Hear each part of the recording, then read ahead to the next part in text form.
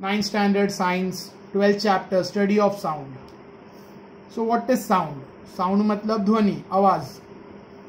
Sound is a form of energy. देखो first definition दिया है साउंड का. साउंड एक प्रकार की एनर्जी है जिससे हमारे सुनाई देने का सेंसेशन काम करता है. Sound is a form of energy which creates the sensation of hearing of a years. तो ये डेफिनेशन हो गया साउंड का. अगर किसी ने पूछा व्हाट इज साउंड या डिफाइन साउंड, तो फर्स्ट सेंटेंस में ही उसका डेफिनेशन और आंसर है. साउंड क्या है? एक प्रकार का एनर्जी है. Sound is a type of energy, is a form of energy जो हमारे हियरिंग के, सुनने के, जो हमारे ईयर्स, कानों के सेंसेशन को सुनना महसूस करवाता है. ठीक है. साउंड एक एनर्जी है जिसके थ्रू हमारे कान सुनने वाला सेंसेशन महसूस करते हैं. This energy is in the form of wave. और साउंड कौन से फॉर्म में रहता है? वेव. वैसे लाइट एक एनर्जी, देखो लाइट का डेफिनेशन भी ऐसा है. Light is a form of energy which sensation of vision, which gives the sensation या which creates the sensation of vision of eyes. आंखों का जो सेंसेशन है देखने का, विजन का, वो लाइट से होता है. लाइट भी एक फॉर्म ऑफ एनर्जी है. उसी तरह से साउंड भी एक फॉर्म ऑफ एनर्जी. तो लाइट का definition may be next chapter में होगा. फिलहाल यहाँ पे साउंड का डेफिनेशन है. You all can easily by heart it. मैंने मार्क कर दिया है. अच्छा, साउंड वेव्स में होता है. Sound is in the form of wave. Sound हमेशा वेव फॉर्म में होता है. वेव दो प्रकार के होते हैं, याद रखो. Waves are of two types.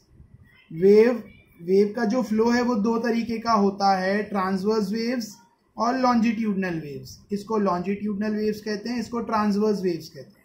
Light electromagnetic radiation है, वो ट्रांसवर्स वेव्स में होती है. साउंड लॉन्जिट्यूडनल वेव्स में होता है. ठीक है. अब ये लॉन्जिट्यूडनल वेव्स और ट्रांसवर्स वेव्स में क्या फर्क है हम लोग आगे देखेंगे. बाय द टाइम ये याद रखो, साउंड एक टाइप का वेव है. देखो ये सब ब्लैंक्स में बहुत कुछ इसमें से आ सकता है. ठीक है. तो इसके लिए सब कुछ एक एक लाइन जा रहे हैं.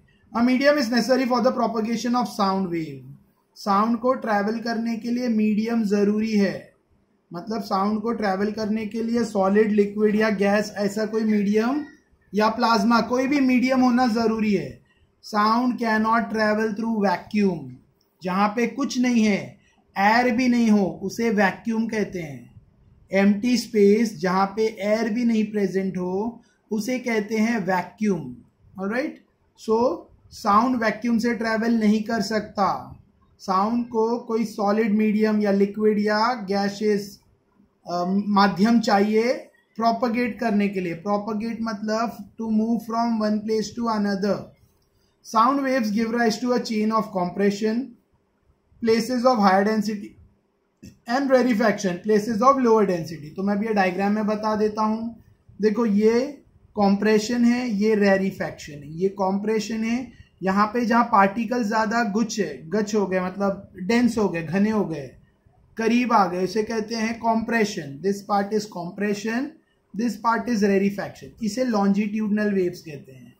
यहाँ पे देखो कॉम्प्रेशन, डेंसिटी ज्यादा है, यहाँ कम है, रेरिफैक्शन. फिर कॉम्प्रेशन, रेरिफैक्शन, कॉम्प्रेशन, रेरिफैक्शन. अब ये मैं आपको अपने हाथ से समझाऊंगा. देखो साउंड ऐसा ट्रैवल होता है, कॉम्प्रेशन, रेरिफैक्शन. सपोज यहाँ से साउंड स्टार्ट हुआ तो ये कॉम्प्रेशन, रेरिफैक्शन, कॉम्प्रेशन, रेरिफैक्शन, कॉम्प्रेशन, रेरिफैक्शन. तो साउंड की जो वेव्स है वो एक पॉइंट से दूसरे पॉइंट तक ट्रैवल होके आती है. ऑलराइट.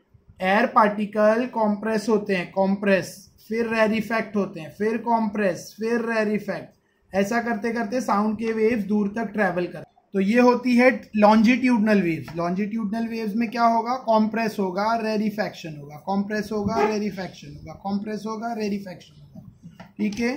और दूसरी जो वेव्स है ट्रांसवर्स वेव्स, इसमें पार्टिकल ऊपर नीचे होंगे, वाइब्रेट होंगे. ठीक है. इसमें पार्टिकल मीन पोजीशन से ऊपर नीचे वाइब्रेट होते जाएंगे.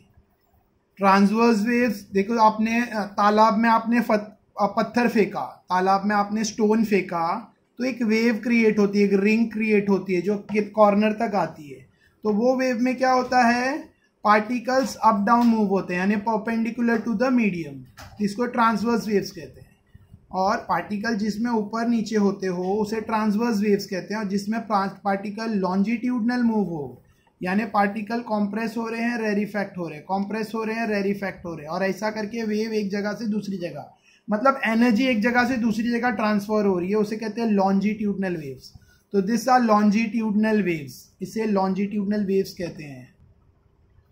द पार्टिकल ऑफ, फिर आगे, the particle of the medium oscillate about their central और mean position in the direction parallel to the propagation of the wave. इसमें पार्टिकल ऑसिलेट होते हैं, ऑसिलेट मतलब वाइब्रेट होते हैं, ठीक है।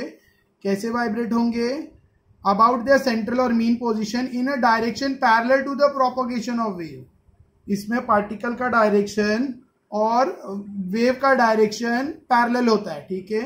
एग्जाम्पल देखो, वेव ऐसी मूव हो रही है तो पार्टिकल भी ऐसे ही मूव होंगे, कॉम्प्रेस होंगे, ठीक है, रेरिफैक्ट होंगे, फिर कॉम्प्रेस होंगे, फिर रेरिफैक्ट होंगे, मतलब पार्टिकल का भी डायरेक्शन मूवमेंट इसी तरफ रहेगा और वेव का भी डायरेक्शन इसी तरफ है। जिस डायरेक्शन में वेव ट्रेवल होगी उसी डायरेक्शन में पार्टिकल वाइब्रेट होंगे, यानी कॉम्प्रेस और रेरिफैक्ट होंगे। ऐसी वेव को कहते हैं लॉन्जिट्यूडनल वेव्स, ठीक है। Such waves are called longitudinal waves. On the other hand, दूसरा, the waves created by dropping a stone in a still water. इसके अलावा जो दूसरी वेव, जैसे स्टिल शांत पानी में पत्थर फेंका, ठीक है। The particle of the water oscillate up and down. तो पानी के जो पार्टिकल है वो ऐसे ऊपर नीचे मूव होंगे और एनर्जी आगे आगे जाती जाएगी। एनर्जी वेव मतलब आपने पत्थर जैसे फेंका, आप देखोगे एक रिंग बनेगी और एक छोटी सी वेव्स बनेगी और वो एकदम कॉर्नर तक आएगी, मींस एनर्जी ट्रेवल हो रही है। जैसे हमने स्टोन फेंका पानी में तो एक रिंग जैसा वेव क्रिएट होगी और वो बढ़ती जाएगी, बढ़ती मतलब साइज में बड़ी होती जाएगी, मींस एनर्जी उसके एजेस तक, जहां तक कॉर्नर है, किनारा है, वहां तक एजेस तक एनर्जी आएगी। लेकिन इसमें जो पार्टिकल है वो अप डाउन होते हैं, पार्टिकल अप डाउन होते हैं, यानी पार्टिकल का जो डायरेक्शन है वो ऊपर नीचे का है और वेव का डायरेक्शन, तो पार्टिकल का डायरेक्शन और वेव का डायरेक्शन परपेंडिकुलर रहता है। ट्रांसवर्स वेव्स में पार्टिकल का डायरेक्शन और वेव का डायरेक्शन परपेंडिकुलर रहता है, लॉन्जिट्यूडनल वेव्स में दोनों का डायरेक्शन पैरेलल होता है। ये डिफरेंस है between transverse waves and longitudinal waves. Exam में कभी पूछा distinguish between longitudinal waves and transverse waves, तो इसके पार्टिकल ऑसिलेट होंगे in the direction parallel to the wave, ठीक है, parallel to the propagation of wave. और इसमें particle of the medium vibrate perpendicular to the direction of propagation of wave, alright. So on the other hand, the wave created by dropping a stone in a still water, the particle of water oscillate up and down. उसके particles ऊपर नीचे oscillate, vibrate होंगे, ठीक है। This oscillation are perpendicular to the direction of propagation of wave.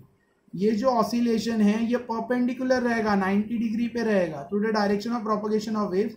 Such waves are called transverse waves. ऐसी waves को कहते हैं ट्रांसवर्स वेव्स, जिसमें पार्टिकल अप डाउन हो रहे हैं और डायरेक्शन को परपेंडिकुलर है ट्रांसवर्स वेव्स, जिसमें पार्टिकल आगे पीछे हो रहे हैं। देखो, पार्टिकल ऊपर नीचे वाइब्रेट हो रहे हैं ट्रांसवर्स वेव्स, पार्टिकल आगे पीछे वाइब्रेट हो रहे हैं, पार्टिकल आगे पीछे वाइब्रेट हो रहे हैं, कॉम्प्रेस हो रहे, रेरिफैक्ट हो रहे, कॉम्प्रेस हो रहे, रेरिफैक्ट हो रहे, तो इसे कहते हैं लॉन्जिट्यूडनल वेव्स। इसमें पार्टिकल का वाइब्रेशन वेव के डायरेक्शन को सेम रहेगा, पैरेलल रहेगा। इसमें पार्टिकल का वाइब्रेशन वेव के डायरेक्शन को परपेंडिकुलर रहेगा, ऑलराइट। सो यहाँ पर you next is observe and discuss. तो ये ग्राफ को एक्सप्लेन किया है कि इसमें ये कॉम्प्रेशन है जहाँ पे पार्टिकल गैदर हो रहे हैं, और ये रेरिफैक्शन है जहाँ पे पार्टिकल्स, ये एयर के पार्टिकल्स है, ठीक है, एयर के पार्टिकल्स है या कोई भी पार्टिकल्स हो, डस्ट के पार्टिकल्स है, जो भी है, ये कॉम्प्रेशन है, ये रेरिफैक्शन है जहाँ पे पार्टिकल्स दूर दूर स्प्रेड हो रहे हैं। तो इसको वही यहाँ पे ग्राफिकल फॉर्म में ड्रॉ किया है, ग्राफ फॉर्म में, ठीक है। सो ये इसके बारे में यहाँ लिखा है, नथिंग इम्पॉर्टेंट, इसके लिए मैं नहीं उस पर इतना फोर्स कर रहा हूँ क्योंकि इम्पॉर्टेंट टॉपिक पढ़ना है, लेंदी चैप्टर है, तो इम्पॉर्टेंट जो चाहिए, जो विच इज़ नेसेसरी, हम लोग वो सब करेंगे, ठीक है। जो आंसर्स में और ऑब्जेक्टिव्स में आएगा वो सब पहले करना है। नेक्स्ट, तो ग्राफ का ये जो पार्ट है, I am not doing it, you all can easily read and understand. Next, the wave of the sound wave. Next topic क्या है? वेवलेंथ। वेवलेंथ, ठीक है। वेवलेंथ किसको कहते हैं?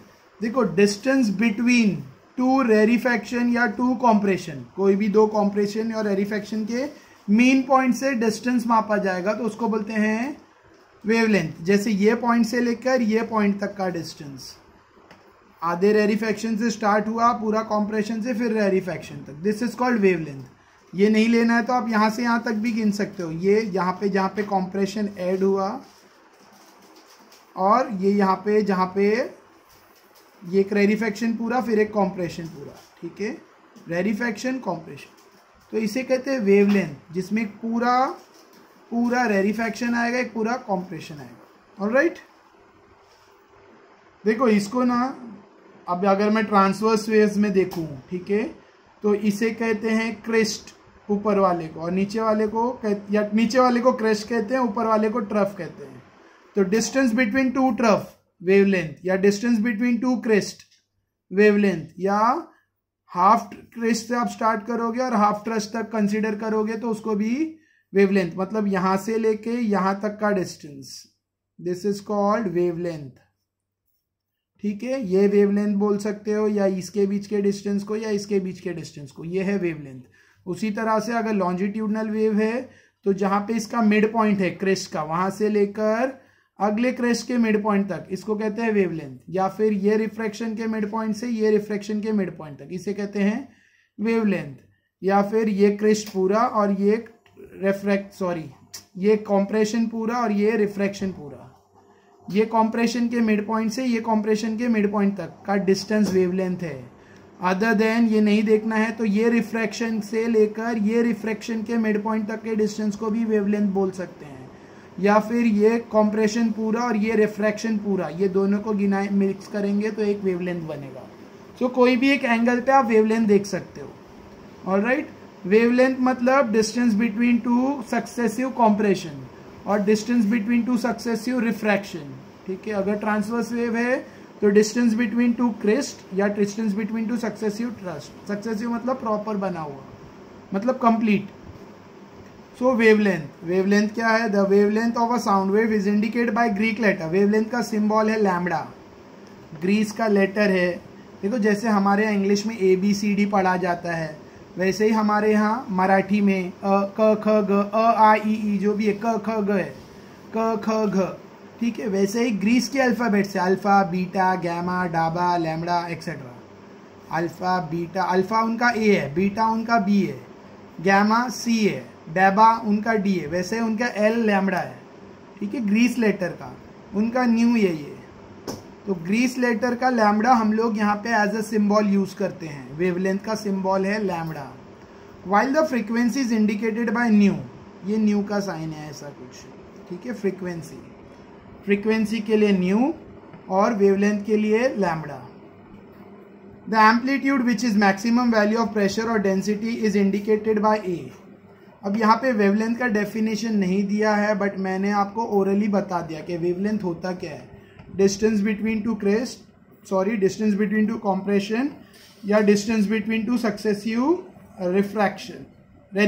ठीक है, so that is wavelength lambda. और फ्रीक्वेंसी क्या होता है? एक साइकिल कंप्लीट करने में जितना टाइम लगेगा, ठीक है, उसको एक पीरियड जिसको बोलते हैं 1 पीरियड, 1 रेवोल्यूशन कंप्लीट करने में जितना टाइम लगेगा उसे कहते हैं फ्रीक्वेंसी। ऑलराइट, तो आगे डेफिनेशन आएगा मे बी फ्रीक्वेंसी का, तब देखेंगे। The amplitude which is maximum value of pressure और density is indicated by A. Maximum amplitude को कहते हैं ए। एम्पलीट्यूड मतलब maximum height, this is called amplitude A. ये हाइट जो मैक्सिमम या ये जो मैक्सिमम जितना नीचे तक गया उसे कहते हैं एम्पलीट्यूड ए। मैक्सिमम जितना ऊपर गया या नीचे गया वेव उसे कहते हैं amplitude A. Next, the time taken for oscillation of the pressure or density at A point is the medium. The time taken for one oscillation, एक oscillation पूरा करने में जितना टाइम लगेगा उसे कहते हैं पीरियड, और उसका सिंबल है कैपिटल T।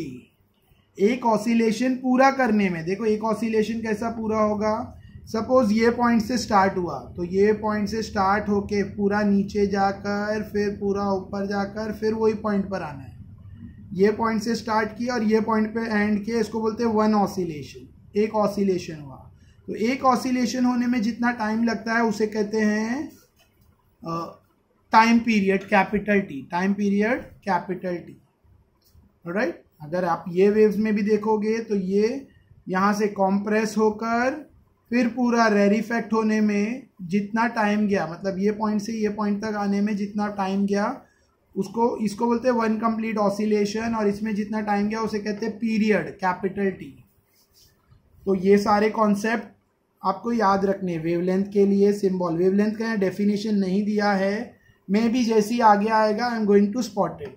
वेवलेंथ का सिंबल है लैम्बडा, फ्रीक्वेंसी का सिंबल है न्यू फ्रीक्वेंसी, ठीक है। एम्पलीट्यूड के लिए ए, टाइम जो एक ऑसिलेशन को लगता है उसके लिए period T. The value of frequency determines the pitch, how high और low of the sound, while the value of amplitude determine its strength और लाउडनेस। देखो फ्रीक्वेंसी से पता चलता है कि साउंड का पिच क्या है, आवाज कितनी तेज है, जोरदार नहीं तेज, आवाज कितनी तेज है, यानी कितना उसका पिचिंग साउंड कितना हाई है या लो है, ठीक है। आवाज तेज कितनी है, मतलब फास्ट कितनी आवाज चल रही है, ठीक है, उसका साउंड की फ्रीक्वेंसी से पता चलेगा। और एम्पलीट्यूड से पता चलेगा कि आवाज कितनी जोर से है, कितनी ताकतवर या दमदार आवाज है, कितनी जोरदार आवाज है, ठीक है, कितनी तेज है, फास्ट कितनी है, पिच। ऑलराइट, जैसे दूर कोई है तो हम उसको सीटी से बुलाते हैं, आवाज नहीं पहुंच रही तो उसको पिच मार के बुलाते हैं, थोड़ा चीखते हैं, तो उसमें क्या होगा, पिच डेवलप होगी। और एम्पलीट्यूड से पता चलेगा कितनी जोरदार आवाज है। नेक्स्ट आगे देखो, वेवलेंथ का डेफिनेशन अभी तक नहीं आया, बट मैंने आपको इसमें बता दिया वेवलेंथ क्या है।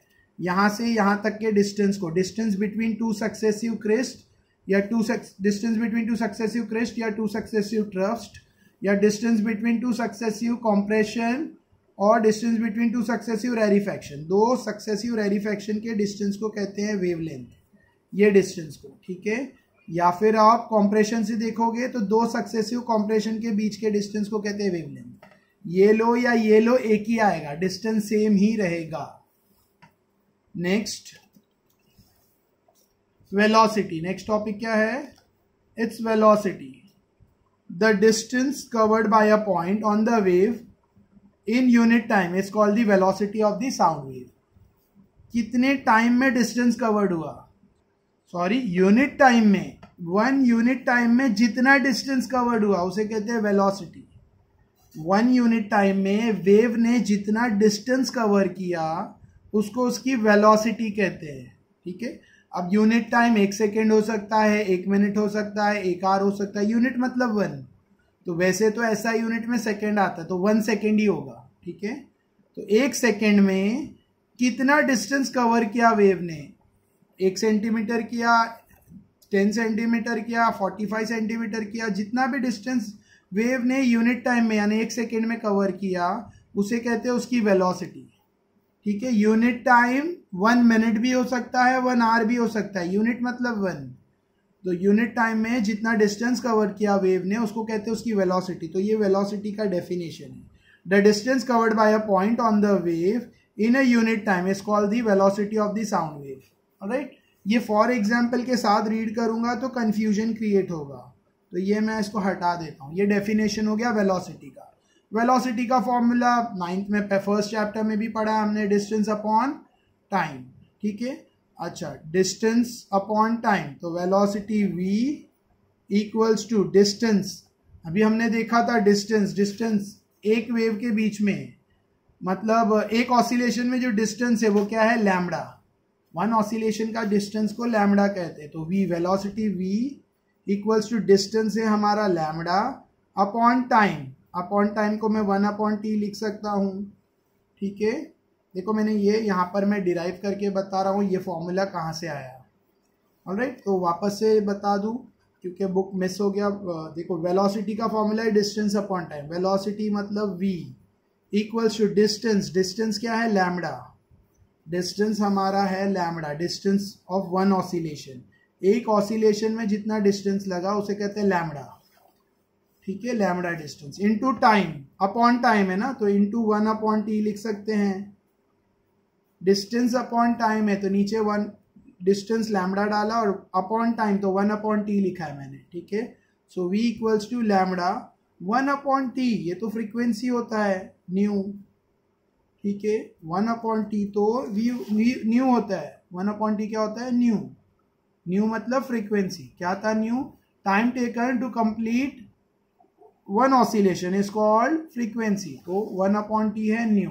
तो ये फॉर्मूला आया v equals to lambda nu, ये फॉर्मूला जनरेट हो रहा है v equals to lambda nu, ठीक है।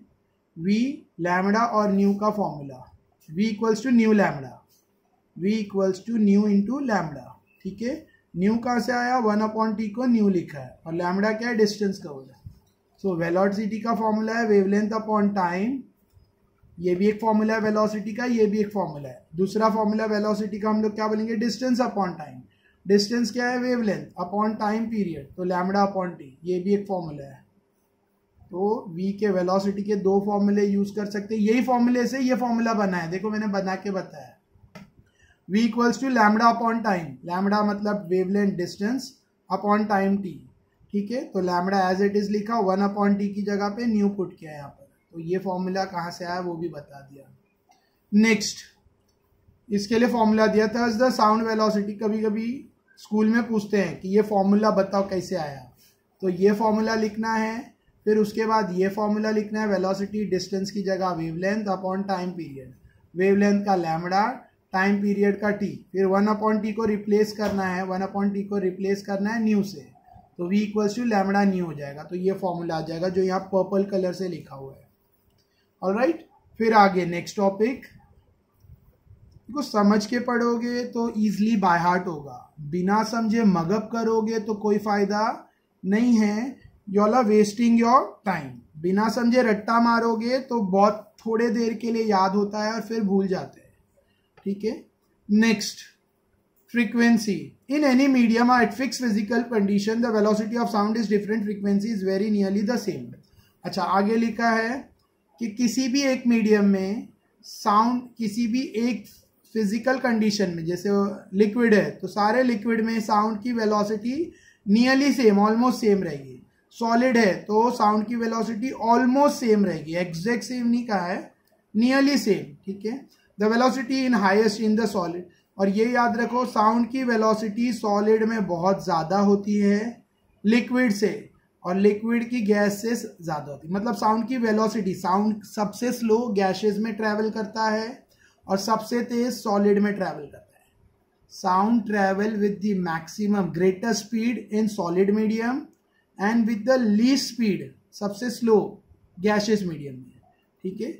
और लिक्विड में ये दोनों के बीच में, मतलब सॉलिड मीडियम में साउंड की स्पीड सबसे ज़्यादा होती है, उससे कम लिक्विड में होती है, और सबसे कम गैसेस में साउंड की वेलोसिटी होती है। Velocity mean speed. It increases with an increase in temperature of the medium, और टेम्परेचर के हिसाब से स्पीड बढ़ती जाती है। जैसे जैसे टेम्परेचर बढ़ेगा, चाहे सॉलिड हो, लिक्विड हो, गैस हो, जैसे टेम्परेचर बढ़ेगा स्पीड बढ़ेगी, ठीक है। तो यहाँ पे कुछ एग्जाम्पल्स दिए हैं वेलोसिटी ऑफ साउंड के। साउंड एल्यूमिनियम, मतलब ये सॉलिड सब्सटेंस का दिया है, तो एल्यूमिनियम में साउंड की स्पीड 5420 है मीटर पर सेकेंड। निकल में 6040 मीटर पर सेकेंड, स्टील में 5960। मतलब जैसे जैसे सॉलिड हार्ड होता जाएगा, जैसे जैसे पार्टिकल्स क्लोजली पैक्ड है, स्पीड बढ़ती जाएगी, लूजली पैक्ड है तो स्पीड थोड़ी कम रहेगी। ऑलराइट, सो साउंड की स्पीड दिया है अलग अलग सॉलिड मीडियम में, जो नियरली सेम रहेगी, सॉलिड में नियरली सेम रहेगी, लिक्विड और सॉलिड में बहुत डिफरेंस बताएगा, और लिक्विड और गैसेस में और भी डिफरेंस बताएगा, ठीक है। सबसे ज्यादा स्पीड साउंड की सॉलिड्स में होती है, उससे कम साउंड की स्पीड लिक्विड में होती है। This are liquid, sea water, pure water, ethanol, methanol. और सबसे लीस्ट स्पीड साउंड की गैसेस में होती है, ठीक है, जैसे एयर में 346। ऑलराइट, फिर यहाँ पर एक एक्सपेरिमेंट किया गया है by Italian physicist Borelli and Viviani, ठीक है। इन लोगों ने प्रैक्टिकली किया था 1660 में, एक माउंटेन से, मतलब साउंड की स्पीड कैलकुलेट करने के लिए प्रैक्टिकल किया था, और इनके हिसाब से साउंड की स्पीड 350 मीटर थी, मीटर पर सेकेंड है, तो अप्रॉक्सीमेट अभी भी उसका वैल्यू वही है, 346 लिया जा रहा है। मतलब उनका प्रैक्टिकल पर्पस एकदम करेक्ट, उनका वो टाइम पे किया हुआ 1660 में किया हुआ प्रैक्टिकल सक्सेसफुल रहा। आज तक इसके आसपास ही हम लोग साउंड की स्पीड ले रहे हैं, मतलब अभी जो एग्जैक्टली मेजर किया गया है वो भी उसके आसपास ही है, कुछ 4 सेकेंड्स का डिफरेंस, 4 मीटर पर सेकेंड का डिफरेंस आ रहा है, ज्यादा नहीं। ठीक है, इन लोगों ने क्या किया, माउंटेन के टॉप पे दो अलग अलग माउंटेन के टॉप पे गए, एक ने शॉट किया, गन से फ्लैश किया। ठीक है, गन के फ्लैश होते ही स्टॉप वॉच ऑन कर दी गई, और जैसे ही साउंड उस तक पहुंचा, देखो पहले लाइट ट्रेवल फास्टर देन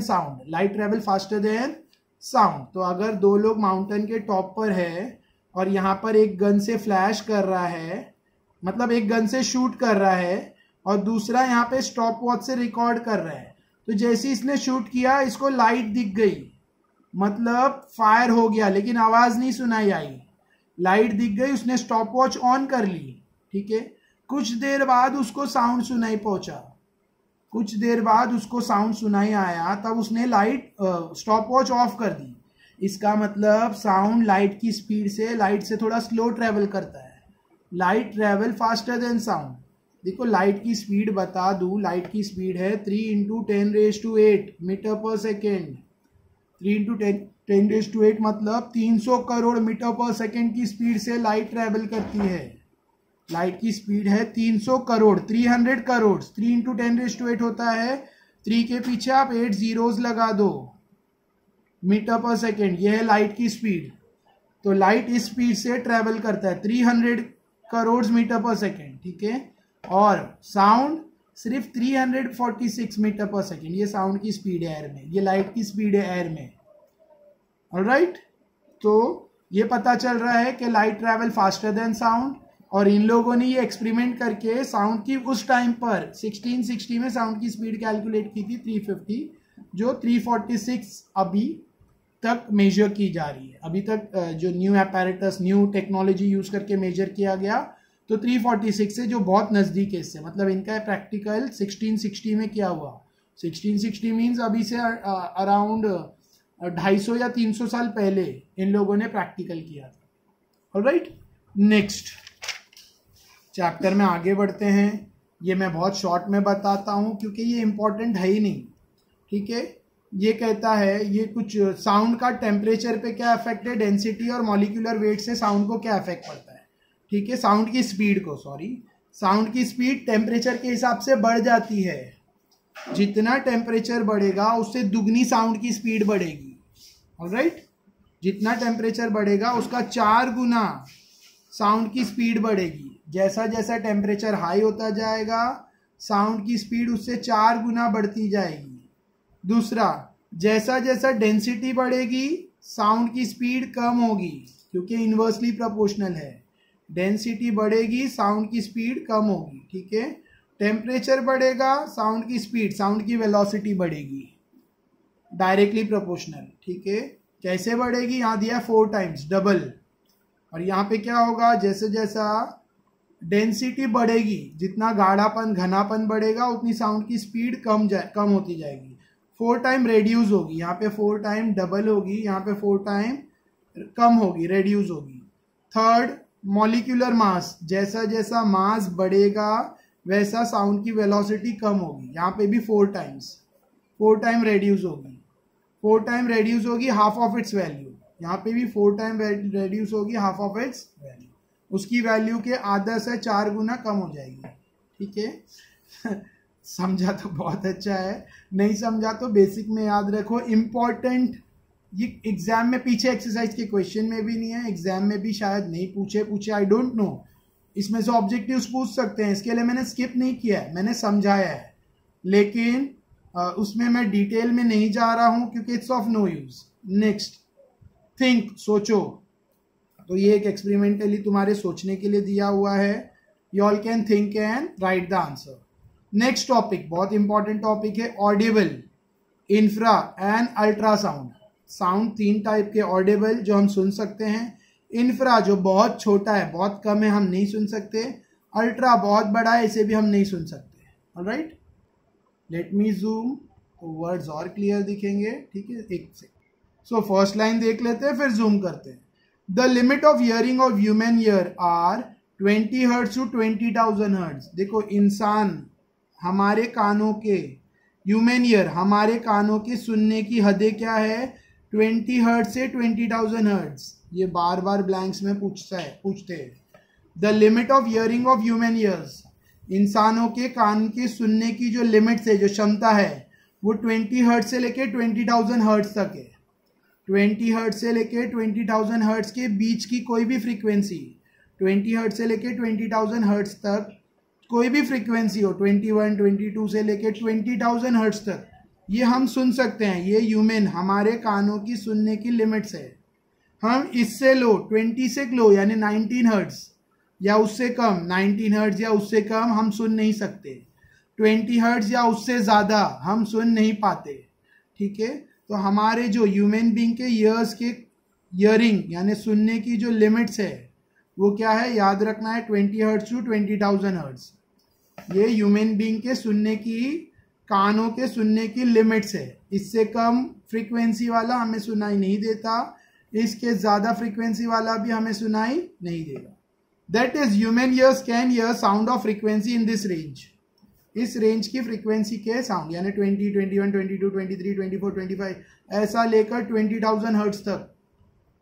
ठीक है, 19,999 फिर 20,000 जो भी, वहां तक हमारे कान की सुनने की लिमिट है।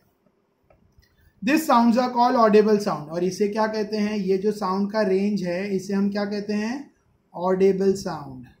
तो अभी अगर क्वेश्चन पूछ लिया व्हाट इज ऑडिबल साउंड या what is audible range of human ears, तो ऑडिबल ह्यूमन ईयर्स का रेंज है 20 हर्ट्ज टू, और frequency 20 hertz to 20,000 hertz. HZ frequency का यूनिट है हर्ट्ज।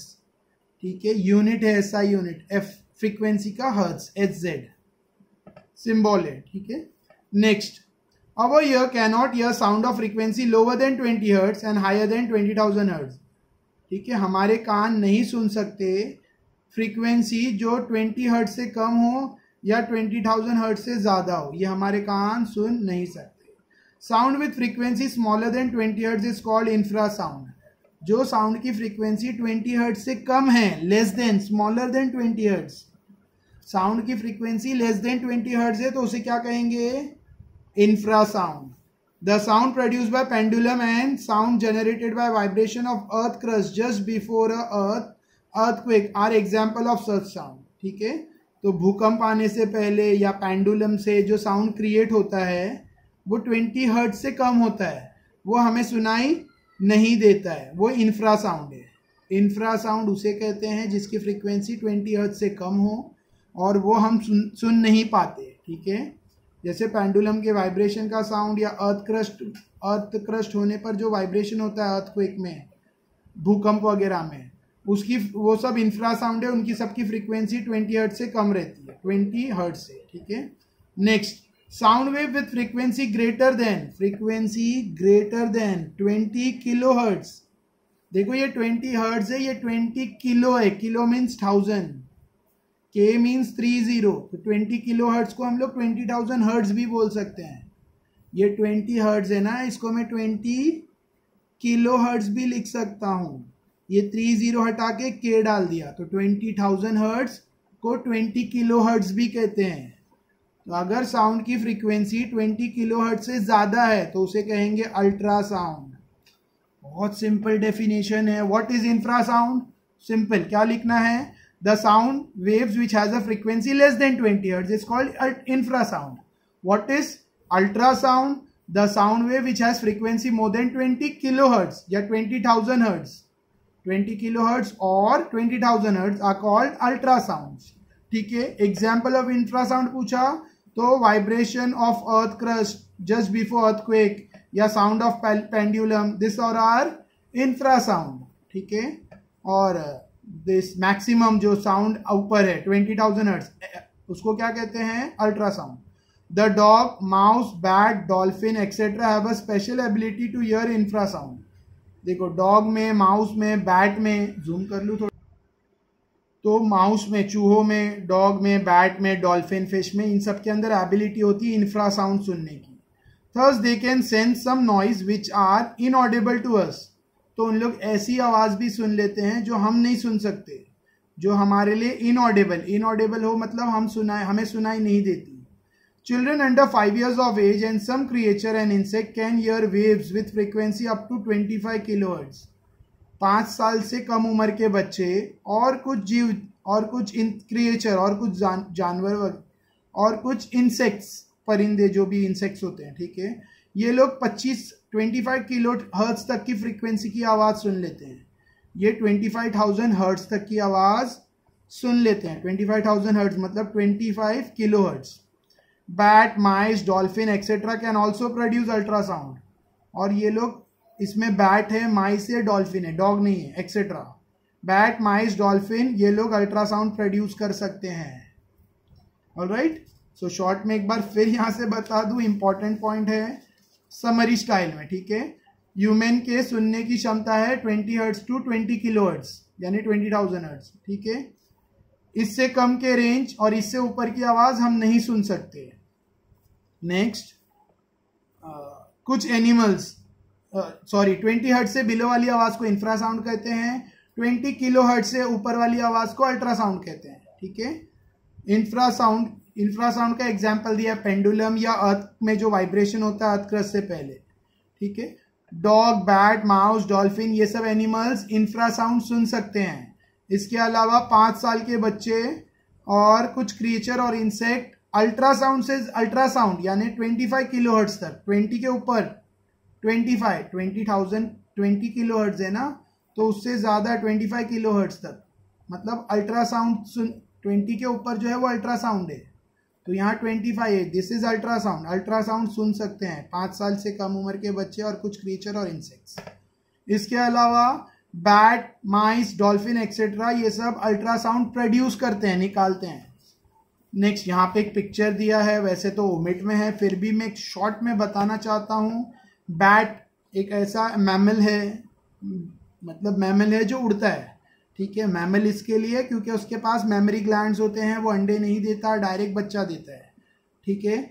विविपरस होता है, ओविपरस नहीं होता, ऑलराइट, बच्चा देता है, बच्चे को ब्रेस्ट फीडिंग करता है। अच्छा, बैट की खास बात यह है कि जन्म से अंधा ही होता है बैट, ये मैमल, इसकी आंखें तो होती है बट उसको कभी दिखाई नहीं देता। बैट को जन्म से, पैदाइश से, जब वो बॉर्न होता है तब से लेकर दिखाई नहीं देता। तो क्वेश्चन आता है, तो बैट को दिखाई नहीं देता तो वो उड़ता कैसे सर, वो खाता पीता कैसे है? तो बहुत सिंपल है, उसको दिखाई नहीं देता लेकिन उसको सुनाई बहुत अच्छे से देता है और वो स्मेल बहुत अच्छे से कर लेता है। सूंघना और सुनना, ठीक है, स्मेलिंग और हियरिंग, इसका ये बहुत स्ट्रांग होता है, ठीक है। तो बैट अपना शिकार कैसे करता है? बैट अल्ट्रासोनिक साउंड प्रोड्यूस करता है, जितनी वेव्स रिफ्लेक्ट होके आती है वो हिसाब से वो अपने शिकार को टारगेट करता है और एग्जैक्टली शिकार पर जाकर झपकता है, लपकता है, जो भी है। Alright, so this is bat. और इसके अलावा उसकी जो सूंघने की क्षमता है जिससे वो इजीली फ्रूट्स वगैरह तक पहुंच जाता है। नेक्स्ट पेज नंबर 131, ये सब रेड्यूस कर दिया गया है, तो no need, we are not doing this. Next page number 131, reflection of sound. Sound reflect कैसे होता है, ठीक है। देखो, जैसा लाइट रिफ्लेक्ट होती है सेम वैसा ही साउंड भी रिफ्लेक्ट होता है। जैसे लाइट रिफ्लेक्ट होती है, साउंड वेव भी, जैसे लाइट के वेव्स रिफ्लेक्ट होते हैं सॉलिड या लिक्विड सरफेस से, वैसा ही साउंड के वेव भी रिफ्लेक्ट होते हैं सॉलिड या लिक्विड सरफेस से। This waves also follows the law of reflection. और जो लाइट का लॉ ऑफ रिफ्लेक्शन है सेम साउंड का लॉ ऑफ रिफ्लेक्शन है, मतलब angle of incidence equals to angle of reflection. अब डिपेंड करता है स्मूथ सरफेस है या रफ सरफेस है। A smooth or a rough surface is needed for the reflection of sound. Sound के रिफ्लेक्शन के लिए स्मूथ सरफेस या रफ सरफेस, कोई भी सरफेस चाहिए जो रिफ्लेक्ट करे। The direction of incident sound waves and the reflected waves make equal angle. फिर लॉ के हिसाब से देखो, ये इंसिडेंट, सपोज ये सरफेस है तो ये इंसिडेंट रे है, तो ये रिफ्लेक्टेड रे रहेगी। ये नॉर्मल से सेम एंगल बनेगा। ये नॉर्मल से सपोज ये एंगल 40 है तो ये भी एंगल 40 रहेगा। इंसिडेंट रे जितना एंगल बनाएगी उतना रिफ्रैक्टेड रे भी बनाएगी। Incident, refracted, alright. Next, the direction of incident sound wave and the reflected sound wave makes equal angle with the perpendicular to the surface and all these three lies in the same plane. और तीनों एक ही plane में आएगा. यही light chapter में law of reflection में आपको same point मिलेगा. क्या मिलेगा? इंसिडेंट रे, आने वाली रे, और ये रिफ्लेक्ट होके उस तरफ जाने वाली रे, ये दोनों नॉर्मल के साथ इक्वल एंगल बनाएंगे और तीनों सेम प्लेन में आएंगे. Right. Next, good and bad reflector of sound. Sound का अच्छा रिफ्लेक्टर किसको कहते हैं और बैड रिफ्लेक्टर किसको कहते हैं? देखो, जो सॉलिड हार्ड चीजें रहती है ना, वो ज्यादा साउंड को रिफ्लेक्ट करती है, और दूसरी चीजें जैसे कपड़ा, paper, curtain, carpet, furniture etcetera, ये साउंड को कम रिफ्लेक्ट करती है. ठीक है, ये कम रिफ्लेक्ट करती है और एब्जॉर्ब कर लेती है साउंड को. तो जो बैड रिफ्लेक्टर है वो एब्जॉर्ब कर लेता है साउंड को. कैसे देखते हैं? How much of incident sound gate reflected decide whether a reflector is good और बैड. रिफ्लेक्टर सरफेस गुड है या बैड है, उससे ये पता चलता है कि कितनी साउंड वेव रिफ्लेक्ट होगी. कितना साउंड वेव रिफ्लेक्ट होगा ये किससे पर निर्भर करता है? रिफ्लेक्टिंग सरफेस पे. जो रिफ्लेक्टर है वो गुड है या बैड है. A hard and a flat surface is a good reflector. Hard और फ्लैट सरफेस ये गुड रिफ्लेक्टर है. मतलब ये गुड रिफ्लेक्टर है, इससे ज्यादा से ज्यादा साउंड वेव रिफ्लेक्ट होगी. While cloth, paper, curtain, carpet, furniture, etc. absorb sound instead of reflecting it. ये सब साउंड को एब्जॉर्ब कर लेते हैं रिफ्लेक्ट करने की बजाय, and therefore are called bad reflector. इसके लिए इनको क्या कहा जाता है? साउंड का बैड रिफ्लेक्टर. ठीक है, 40 मिनट्स क्रॉस हो गए हैं, तो मैं ये लास्ट टॉपिक ई को कवर करके फिर 3 पेजेस बच जाएंगे जो नेक्स्ट वीडियो में. ठीक है, चलेगा. यहां से मैं नेक्स्ट वीडियो में कवर करता हूं. पेज नंबर 132 इको से मैं नेक्स्ट वीडियो में कवर करूंगा. अगर ये वीडियो आपको अच्छा लगा हो तो लाइक करो, share it with all your friends. अगर आप चाहते हो कि मैं ऐसे ही और वीडियो बनाऊं साइंस के, कि बहुत सारे लोग ने कमेंट किए सर 15 चैप्टर, सर 16 चैप्टर, तो मैंने साइंस के 9th स्टैंडर्ड के वीडियो बनाने कम कर दिए थे क्योंकि रिस्पॉन्स नहीं था. Students way not giving me any views and reply. लेकिन 2-3 दिन से I am getting a very good view and reply for 9th science. तो इसके लिए मैंने साइंस वापस स्टार्ट किया है. तो अगर आप चाहते हो कि मैं 15, 16 और 9th स्टैंडर्ड के साइंस पे और वीडियो बनाऊं, तो ये वीडियो को ज़्यादा से ज़्यादा शेयर करो. Share the video with all your friends. ठीक है, अगर वीडियो अच्छा लगा हो तो लाइक और जो भी है बेल आइकन प्रेस करो. कुछ डाउट्स वगैरह पूछना है तो ask me in the comment section. ठीक है, और एक चीज़ और है कि चैनल सब्सक्राइब नहीं किया है तो सबसे पहले उसको सब्सक्राइब कर दो, बेल आइकन प्रेस कर दो, ताकि अगला वीडियो आते ही you will get the notification. Thank you.